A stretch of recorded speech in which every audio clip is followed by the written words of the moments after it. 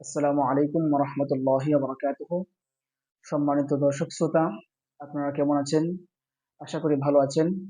আলহামদুলিল্লাহ, আমিও ভালো আছি। আজকে আপনাদের সম্মুখে আলোচনা করব সিফাতের গুরুত্ব নিয়ে।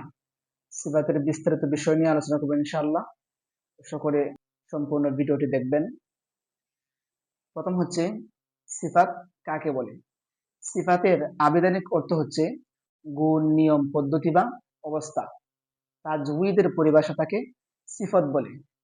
কোন হরফকে তার মাখরাজ থেকে আদায় করার সময় যে অবস্থা সৃষ্টি হয় তাকে সিফত বলে।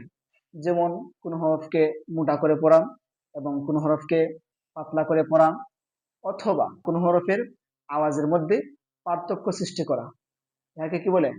সিফাত বলে। এবার আসেন, সিফাত হচ্ছে প্রথমত দুই প্রকার। সিফাত প্রথমত দুই প্রকার, লাজেমা আর আরদা।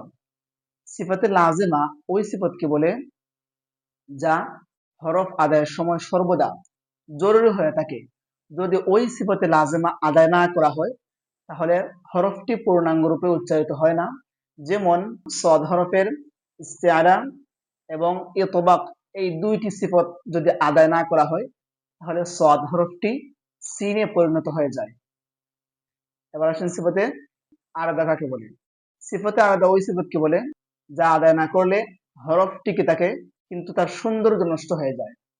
যেমন র রফে জবর আছে, রকে মোটা না করে পাতলা করে পড়া, এবং আল্লাহ শব্দের লামের আগে জবর কিংবা পেশ আছে, ওই আল্লাহ শব্দের লামকে বারিক করে পড়া। এটা হচ্ছে সিফাতে আলাদা। সিফাতে লাজিমা দুই প্রকার, মুতাবাদ্দা, গায়রে মুতাবাদ্দা।